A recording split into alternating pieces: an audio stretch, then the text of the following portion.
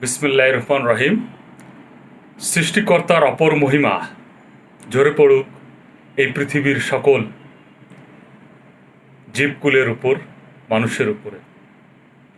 সেই মহান সৃষ্টিকর্তার মহিমা নিয়ে আজকে একটা কবিতা পাঠ করছি। কবিতাটা আমি লিখেছিলাম জুলাই 14, 2021 সালে। এটা হামদ সূচক একটা কাব্য। কাব্যটির নাম আমি দিয়েছিলাম মহিমাময়। তো শুরু করি। আকাশ ও জমিনে যা কিছু আছে করেছে তোমার গুণগান, হে রহমান। তুমি পবিত্র, তুমি মহিমাময় ও মহান। তুমি হলো পরাক্রমশালী, তুমি প্রজ্ঞাময়। সকল সৃষ্টির স্রষ্টা তুমি, তুমি করুণাময়। তুমি আদি, তুমি অন্ত, তুমি ব্যক্ত, তুমি গুপ্ত, তুমি সর্বময়।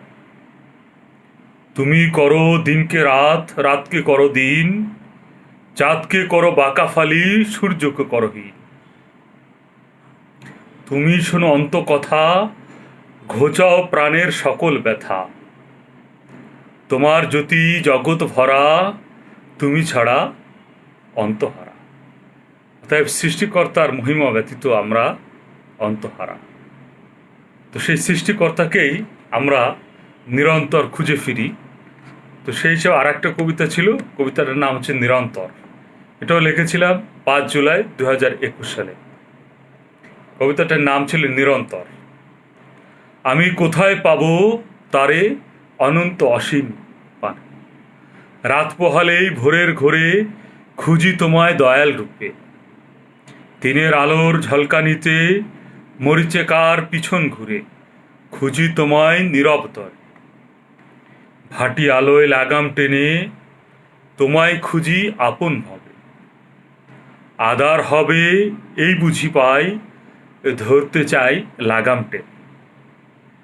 রাতের শুরু তোমার তরে, যেই ভেবেছি পাবো পাশে, তখন দেখি আধার রাতে যে খুঁজেছে সেই পেয়েছে।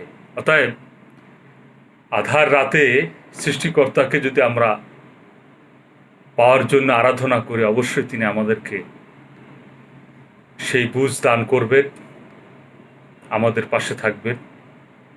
সকল মুমিন মুসলমানের প্রতি এই আহ্বান রাখছি, রেখে আজকের এই দুটো হামদ এবং কাব্যকে শেষ করছি।